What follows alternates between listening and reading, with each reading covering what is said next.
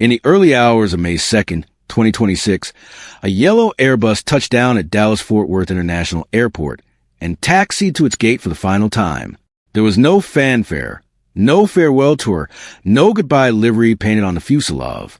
Spirit Airlines, the carrier that millions of Americans love complain about, simply stopped existing.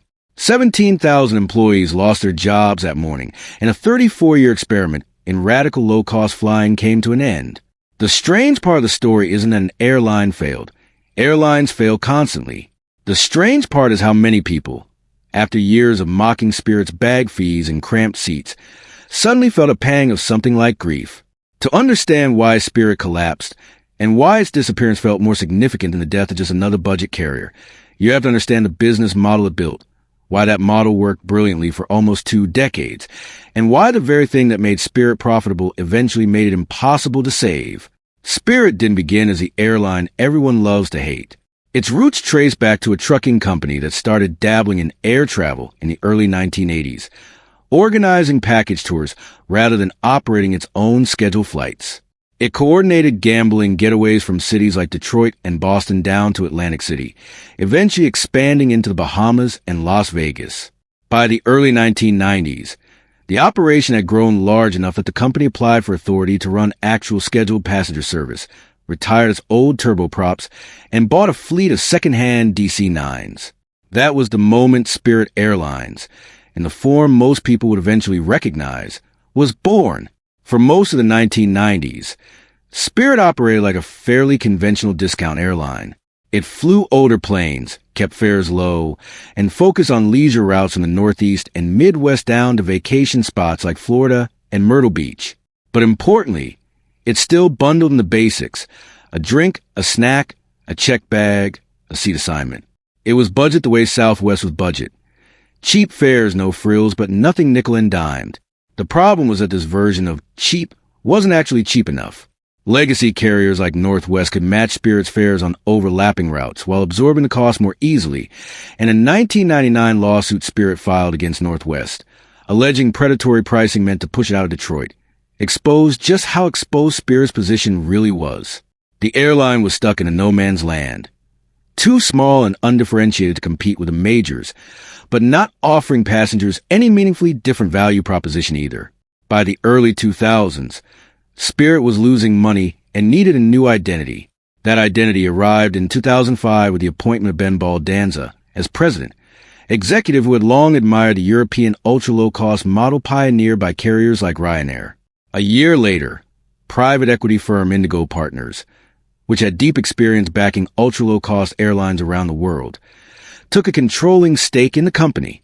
Together, Baldanza and Indigo set Spirit on a completely different path, a strategy they called unbundling.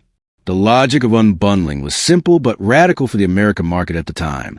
Instead of selling a ticket that included a seat, a bag, and basic comforts, Spirit would sell only the seat itself, a guarantee of physical transportation from one airport to another, nothing more.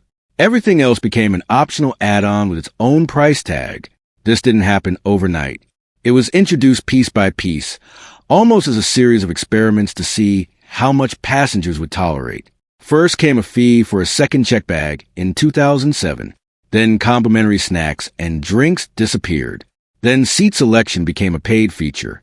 The following year, even the first check bag came with a fee, and eventually Spirit even charged passengers who wanted printed boarding pass at the airport instead of using a kiosk. The most notorious move came in 2010, when Spirit announced a charge for stowing carry-on bags in the overhead bin, a fee so aggressive that it sparked outrage in Congress and prompted senators to propose legislation specifically to ban it. Even Ryanair, the airline most associated with aggressive unbundling in Europe, hadn't gone that far. What's easy to forget, looking back, is that this strategy wasn't just about extracting more money from captive customers, though it certainly did that too. It was about restructuring the economics of flying, so the base fare could fall dramatically. If passengers didn't want to pay for a bag, a snack, or a specific seat, they didn't have to. The headline price you saw when searching for a flight could be startlingly low, because Spirit had stripped out everything that didn't have to be there by default. For a particular kind of traveler, students heading home for the holidays, Families squeezing in a budget vacation, young people looking for the cheapest possible way to get from one city to another. This was genuinely transformative. Spirit wasn't competing with Delta or American on comfort. It was competing with the idea of not flying at all, pulling in travelers who might otherwise have driven, taken a bus, or simply stayed home. The numbers validated the strategy. By 2011, with the model fully in place and the fleet standardized around the fuel-efficient Airbus A320 family, Spirit went public. That same year, more than 30% of its total revenue came not from ticket prices, but from these ancillary fees, a structural shift that fundamentally separated Spirit's profitability from the price of the seat itself. Passenger volume exploded over the following decade, climbing from under 7 million annual travelers in 2010 to nearly 34 million by 2019. The airline turned a profit every single year of that stretch. It had found a niche nobody else in America had fully committed to, and for roughly a decade, that niche was extraordinarily lucrative. But success in business rarely goes unanswered, and Spirit's success drew exactly the kind of attention that would eventually undermine it. The first threat came not from competitors copying its fee structure, but from a broader cultural shift in how Americans wanted to travel. Through the 2010s, something counterintuitive started happening. Passengers were, on average, choosing to spend more on flying, not less. It wasn't that people suddenly loved high prices. It was that more travelers were opting into premium offerings like extra legroom, premium economy, and business class when given the option. Major airlines began noticing that their basic economy cabins were flat or declining in revenue, while premium seating was driving growth. They responded by reallocating cabin space, with carriers like United redesigning aircraft interiors to shrink the proportion of standard economy seating, and even nominally budget-oriented airlines like JetBlue and Frontier rolling out business-class cabins for the first time. A lot of this shift gets attributed, reasonably, to generational spending habits. Younger travelers, millennials and Gen Z, have consistently shown a tendency to prioritize spending on experiences over material goods, and travel sits squarely in that category.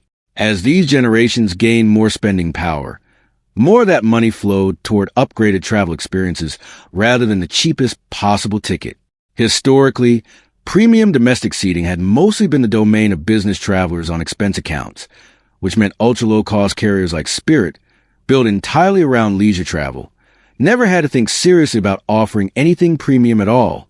Once premiumization took hold more broadly, Spirit found itself stuck on the wrong side of the trend twice over. It had no premium product to capture the upside of travelers willing to spend more, and it was simultaneously losing some of its most price-sensitive customers to competitors offering a marginally better experience for a similar price. That second problem compounded quickly because the major airlines didn't just sit back and watch Spirit operate uncontested in the basement of the pricing market. Throughout the late 2010s, Delta, American, and United each rolled out their own version of a rock-bottom fare class, commonly branded as Basic Economy. These fares mirrored Spirit's value proposition almost exactly. No free bag, no seat selection, no refunds, but came attached to a brand name with a broader reputation for reliability and service. Even when pricing algorithms pushed these fares close to what Spirit was charging, many travelers preferred paying roughly the same amount to fly on an airline they trusted more. This wasn't an overnight existential threat before the pandemic, but it was a slow erosion of the exact financial advantage that had made Spirit's model so powerful. Spirit's operating margins, which had been comfortably in the mid-20s and the mid-2010s, drifted down into low teens by the time COVID-19 emerged, and that erosion continued well after the pandemic, with major carriers reporting that basic economy fares made up a growing share of their domestic passenger base by the mid-2020s. Then came the engines. In 2016, Spirit became the first U.S. airline to take delivery of the Airbus A320neo, a next-generation aircraft equipped with new geared turbofan engines that burn significantly less fuel than the previous generation, a genuinely valuable upgrade for an airline that flew its planes as intensively as Spirit did. For a few years, this fuel efficiency translated into real savings. But in 2023, the engine manufacturer disclosed a serious manufacturing defect. For roughly 6 years, a factory had been producing certain internal engine components using contaminated raw material. The contamination was subtle enough that affected engines passed normal inspections and typically operated without incident. But over time, it created a heightened risk of microscopic cracking developing earlier than expected. Regulators responded by mandating inspections of more than 1,000 potentially affected engines worldwide, a process that involved physically removing each engine, shipping it to a small number of specialized facilities, and performing detailed ultrasonic inspection of individual components, a process that could take the better part of a year per engine, constrained further by limited shop capacity and a shortage of replacement parts. For an airline that had built its entire cost structure around maximizing aircraft utilization, this was devastating. At the worst point, Spirit had to ground dozens of its newest, most fuel-efficient aircraft while still paying for their leases, forcing the airline to abandon entire markets and scale back service elsewhere just to cope with a suddenly smaller usable fleet. Compensation from the engine manufacturer helped offset some of the financial damage, but nowhere near enough to make up for the lost flying.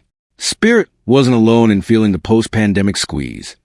Every American low-cost carrier was grappling with thinner margins and the same competitive and structural pressures. Many turned to the most familiar remedy in airline history: consolidation. In February 2022, Spirit announced plans to merge with Frontier Airlines, a combination that made intuitive sense on paper. Both airlines ran nearly identical bare-bones business models and flew the same family of aircraft, simplifying any potential fleet integration. While their route networks barely overlapped, Frontier leaned west. Spirit leaned east toward the Caribbean and South America, meaning a combined airline could become a genuinely national ultra-low-cost competitor. That plan unraveled when JetBlue entered the picture with a dramatically higher offer to acquire Spirit outright. Spirit's board initially rejected the JetBlue bid, arguing publicly that a deal between two genuinely budget-oriented carriers like Spirit and Frontier was far more likely to survive antitrust scrutiny than a deal pairing Spirit with JetBlue, a hybrid carrier offering business class and long-haul routes that didn't fit the ultra-low-cost mold at all. That reasoning had real merit. Antitrust regulators under Biden administration had shown a clear willingness to challenge airline consolidation, including a separate case against a JetBlue partnership with American Airlines. But shareholders weren't persuaded by strategic caution when a substantially higher payout was sitting on the table. After months of stalled votes and sweetened terms, Spirit's board ultimately reversed course and accepted the JetBlue offer. The Department of Justice sued to block it almost immediately, arguing that eliminating Spirit's lowest fare flying from competitive routes would meaningfully raise prices for consumers, citing JetBlue's own internal estimates that fares on a given route tended to rise substantially whenever Spirit exited it. The legal case was, by most assessments, a relatively clear-cut antitrust matter, and the government won. Spirit ended up exactly where it started, except now 2 years older, with hundreds of millions of dollars spent and no merger of any kind to show for it. What followed was a slow, painful decline. Spirit shrank its fleet, pulled back from large parts of the western United States, and tried to refocus on shorter leisure routes along the East Coast. Cash burn accelerated alarmingly, roughly $1 million a day in 2023, more than triple it the following year, and by 2025 the airline was losing well over $7 million daily just to keep operating.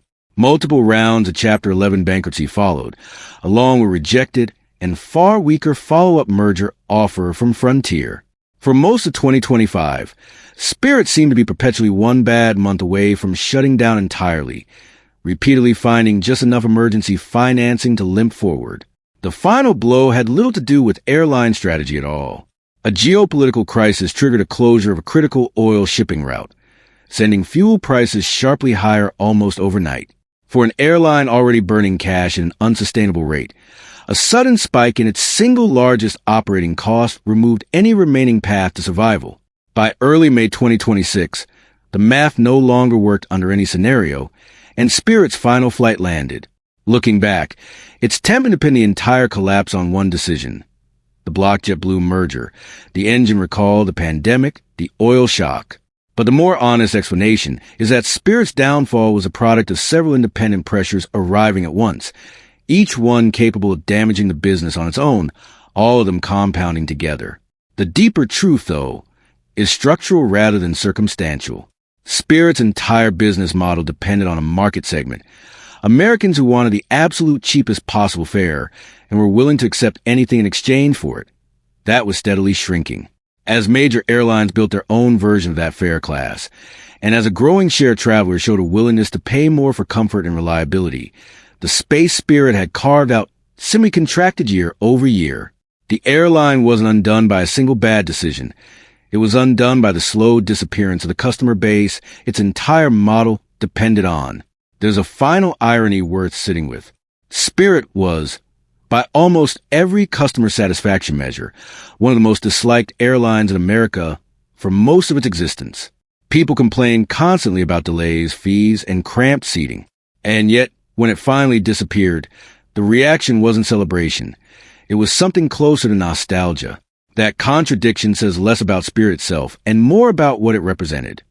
In a country with limited public transportation alternatives, Spirit had made flying financially possible for people who otherwise might not have been able to afford it all, connecting them to family, to opportunities, to moments they couldn't have reached otherwise. The product was never pleasant, but for nearly 2 decades, it worked exactly as designed, and its absence leaves a gap in a market that no other airline has fully stepped in to fill.